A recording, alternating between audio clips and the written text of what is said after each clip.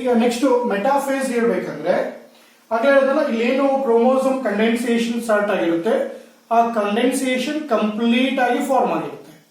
ಇನ್ನು nuclear membrane ಮತ್ತೆ nucleolus complete disappear ಆಗಿರುತ್ತೆ. ಈ ಸೆಂಟ್ರಿಯೋಲ್ಸ್ ಅಪೋಸಿಟ್ ಪೋಲ್ ಹೋಗಿ ರೀಚ್ ಆಗಿರುತ್ತೆ ಅಂಡ್ ಅದರಿಂದ ಪ್ರೊಡ್ಯೂಸ್ ಆಗಿರೋ ಸ್ಪಿಂಡಲ್ ಫೈಬರ್ಸ್ ಏನಪ್ಪಾ ಅಂತಂದ್ರೆ ಸೆಂಟ್ರೋಮಿಯರ್ ಅಟ್ಯಾಚ್ ಆಗಿ ಎರಡೂ ಕಡೆ ಅಬ್ಸರ್ವ್ ಮಾಡಬಹುದು. ಓಕೆ, ಒಂದ್ ಕಡೆ ಏನಾಯ್ತು, completely condensed chromosome arrange at equatorial plane. ಹೌದಾ, ನಾನು ಜಾಸ್ತಿ ತೋರಿಸಿಲ್ಲ, ಎರಡೇ ತೋರಿಸಿರೋದು, ನಿಮ್ಗೆ ಕನ್ಫ್ಯೂಷನ್ ಆಗೋದು ಬೇಡ ಅಂತ ಹೇಳಿ. ಓಕೆ, ಸೆಂಟ್ರಿಯೋಲ್ಸ್ ಅಪೋಸಿಟ್ ಪೋಲ್ಗೆ ಆಸ್ಟರ್ಸ್ ಹೋಗಿ ಮೂವ್ ಆಗಿರುತ್ತೆ, ಅಂದ್ರೆ ಸ್ಟಾರ್ ತರ ಕಾಣ್ತಿರುತ್ತೆ, ಅದಕ್ಕೆ ಆಸ್ಟರ್ ಅಂತ ಕರಿತೀವಿ. ಇನ್ನು ಇದಕ್ಕೆ ಒಂದು ಸ್ಪಿಂಡಲ್ ಫೈಬರ್ ಇದಕ್ಕೆ ಅಟ್ಯಾಚ್ ಆಗಿರುತ್ತೆ, ಅದು ಎರಡೂ ಕಡೆಯಿಂದ ಬಂದು ಅಟ್ಯಾಚ್ ಆಗುತ್ತೆ. ಎಲ್ಲಿ? ಮೈಟೋಸಿಸ್ ಅಲ್ಲಿ. ಹೌದಾ? ಎಸ್.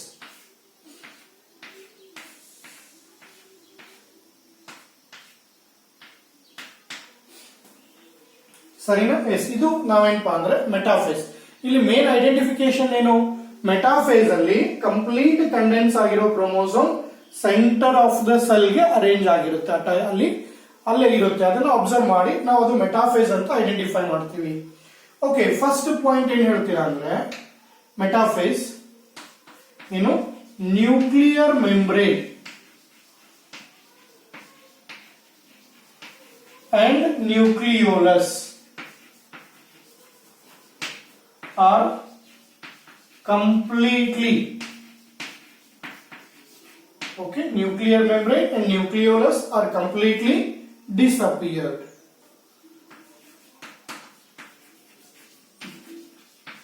ಈಗ ನೀವು ಅಬ್ಸರ್ವ್ ಮಾಡಬಹುದು, ಇಲ್ಲೇನು ನ್ಯೂಕ್ಲಿಯರ್ ಮೆಂಬ್ರೇನ್ ಇದೆ, ಆ ನ್ಯೂಕ್ಲಿಯರ್ ಮೆಂಬ್ರೇನ್ ಮತ್ತೆ ನ್ಯೂಕ್ಲಿಯೋಲಸ್ ಕಂಪ್ಲೀಟ್ ಆಗಿ ಡಿಸಪಿಯರ್ ಆಗಿರುತ್ತೆ.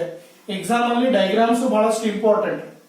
ನೀವು ಬರೀ ಎಕ್ಸ್ಪ್ಲನೇಷನ್ ಅಲ್ಲ, along with explanation you have to draw diagrams. Label ಇಲ್ಲ ಅಂದ್ರೆ ನಡೀತದೆ, ಲೇಬಲ್ ಅವಶ್ಯಕತೆ ಇಲ್ಲ ಇಲ್ಲಿ. ಓಕೆ, ಇನ್ನ ನೆಕ್ಸ್ಟ್ ಇಲ್ಲಿಂದ ಕಂಟಿನ್ಯೂಯೇಷನ್. ಅದು ಇಲ್ಲೇನು ಕ್ರೊಮ್ಯಾಟಿನ್ ಕಂಡೆನ್ಸೇಷನ್ ಆಗಿ ಕ್ರೋಮೋಸೋಮ್ಸ್ ಆಗುತ್ತೆ ಅಂತ ಹೇಳ್ತೀವಿ. ಆ ಕಂಡೆನ್ಸೇಷನ್ ಇಲ್ಲಿ ಏನಾಗಿರುತ್ತೆ? ಕಂಪ್ಲೀಟ್ ಆಗಿರುತ್ತೆ. Okay, S. ಅದಕ್ಕಿಂತ ಫಸ್ಟ್ ಇನ್ನೊಂದು ಎರಡನೇ ಪಾಯಿಂಟ್ ಬರ್ದ್ಬಿಡೋಣ. ಯಾವುದು? ಅದನ್ನೇ ಬರೆಯೋಣ, ಏನ್ ಸಮಸ್ಯೆ ಇಲ್ಲ. S, chromatin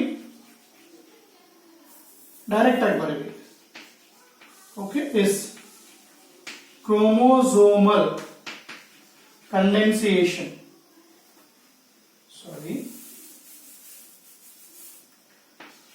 condensation of chromatin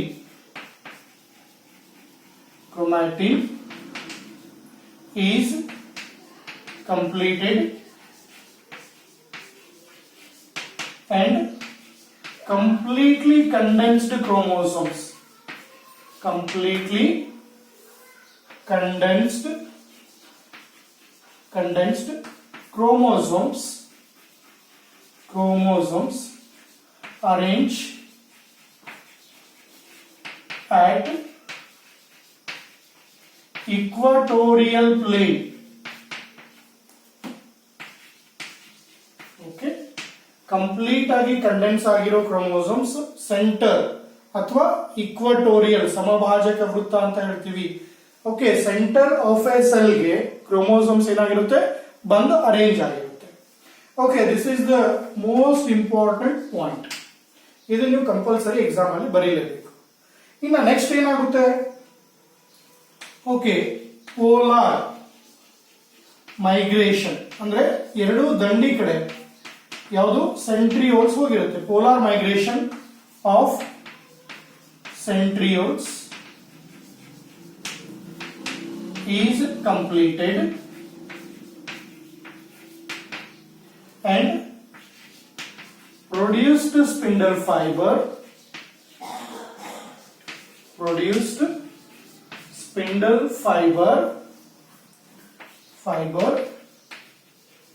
get attached to centromere of a chromosome. Centromere of a chromosomes. ಸರಿನಾ? ಎಸ್. ಒಂದು ಕಂಡೆನ್ಸೇಷನ್ ಆಫ್ ಕ್ರೋಮೋಸೋಮ್ ಕಂಪ್ಲೀಟ್ ಆಗಿರುತ್ತೆ, completely condensed chromosome centre of A cell ಗೆ ಅರೇಂಜ್ ಆಗಿರುತ್ತೆ ಈಕ್ವಟೋರಿಯಲ್ ಪ್ಲೇನ್ ಅಲ್ಲಿ. Okay, ಅದೇ ನಮಗೆ main identification of metaphase. ಮುಂದೆ polar migration of centrioles complete ಆಗಿ ಪ್ರೊಡ್ಯೂಸ್ಡ್ ಸ್ಪಿಂಡಲ್ ಫೈಬರ್ ಎಲ್ಲಿ ಹೋಗಿ ಅಟ್ಯಾಚ್ ಆಗಿರುತ್ತೆ, ಸೆಂಟ್ರೋಮಿಯರ್ ಆಫ್ ಎ ಕ್ರೋಮೋಸೋಮ್ ಎರಡೂ ಕಡೆ ಅಟ್ಯಾಚ್ ಆಗುತ್ತೆ. ಈ ಸ್ಪಿಂಡಲ್ ಫೈಬರ್ಸ್ ನೆಕ್ಸ್ಟ್ ಎನಾಫೇಸ್ ಅಲ್ಲಿ ಏನ್ ಮಾಡುತ್ತೆ, ಪುಲ್ಲಿಂಗ್ ಜಗ್ಲಿಕ್ಕೆ ಸ್ಟಾರ್ಟ್ ಮಾಡುತ್ತೆ, ಅವಾಗ ಸೆಂಟ್ರೋಮಿಯರ್ ಅಲ್ಲಿ ಡಿವೈಡ್ ಆಗುತ್ತೆ. ಓಕೆ, ಎಸ್ ಇನ್ನ ನೆಕ್ಸ್ಟ್ ಯಾವ್ದು ಬರೀತೀವಿ ಈಗ, ಎನಾಫೇಸ್. ಹೌದಾ? ಎಸ್, ಎನಾಫೇಸ್ ಅಲ್ಲಿ ಏನಾಗುತ್ತೆ ಅಂದ್ರೆ due to pulling of spindle fibre, ಮೇಲೆ ಮತ್ತೆ ಕೆಳಗಡೆ ಎರಡೂ ಕಡೆಯಿಂದ ಸ್ಪಿಂಡಲ್ ಫೈಬರ್ ಏನಾಗುತ್ತೆ ಅಲ್ಲಿ ಜಗ್ಲಿಕ್ಕೆ ಸ್ಟಾರ್ಟ್ ಆಗಿರುತ್ತೆ. Due to pulling of spindle fibre. Okay, ಈಗ ಎನಾಫೇಸ್ ಡಯಾಗ್ರಾಮ್ ಹಾಕ್ತಾ ಇದ್ದೀನಿ. Due to pulling of spindle fibre, okay, is centromere of a chromosome get divided. ಅವಾಗ ಎರಡು ಕ್ರೊಮ್ಯಾಟಿಡ್ ಇರುವಂತ ಕ್ರೋಮೋಸೋಮ್ಸ್ ಇಲ್ಲಿ ನಿಮಗೆ ಸಿಂಗಲ್ ಕ್ರೊಮ್ಯಾಟಿಡ್ ಆಗಿ ಕನ್ವರ್ಟ್ ಆಗುತ್ತೆ.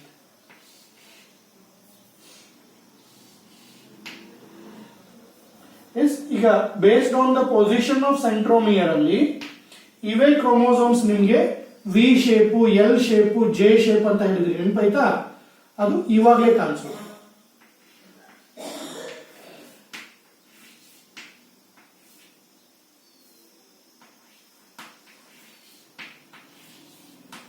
ಇದು ಎನಾಫೇಸ್. ಹೌದಾ? Due to pulling of spindle fibre, due to pulling of a spindle fiber, centromere of a chromosome get divided and produce two daughter chromosomes. ಇದನ್ನೇ ನಾವೇನಂತ ಹೇಳ್ತೀವಿ ಅಂದ್ರೆ ಕ್ಯಾರಿಯೋಕೈನೆಸಿಸ್ ಅಂತ ಕರಿತೀವಿ. ಓಕೆ, ಇವಾಗ ನಾನು ಆಲ್ರೆಡಿ ಹೇಳಿದ ಮೂರು ಫೇಸ್ ಅಲ್ಲಿ ಕ್ಯಾರಿಯೋಕೈನೆಸಿಸ್ ಅಂತ ಹೇಳಿದ್ವಿ, ಬಟ್ ಆಕ್ಚುಯಲ್ ಕ್ಯಾರಿಯೋಕೈನೆಸಿಸ್ ಆಗೋದು ಎನಾಫೇಸ್ ಅಲ್ಲಿ. Okay, yes, due to pulling of spindle fiber, due to pulling of spindle fibers, centromere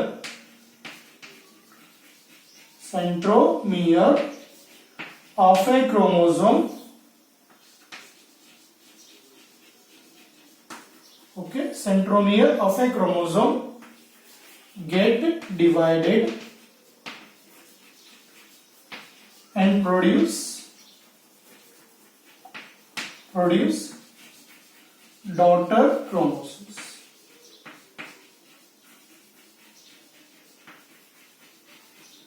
Okay, yes, is called, ಅದಕ್ಕೆ ಏನಂತೀವಿ ನಾವು,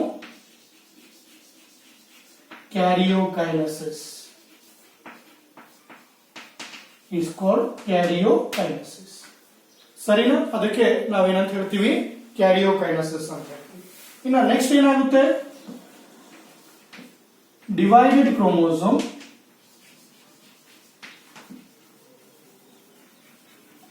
Chromosomes move towards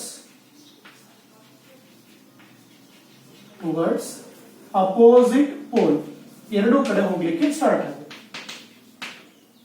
okay, opposite pole, ಒಂದು set ಮೇಲೆ ಹೋಗುತ್ತೆ, ಒಂದು ಸೆಟ್ ಕೆಳಗೆ ಬರುತ್ತೆ. ಅದಕ್ಕೆ ನೋಡ್ರಿ 46 ಕ್ರೋಮೋಸೋಮ್ಸ್ ಇತ್ತು ಅಂದ್ರೆ 46 ಡಿವೈಡ್ ಆಯ್ತಲ್ಲಿ, 46 92.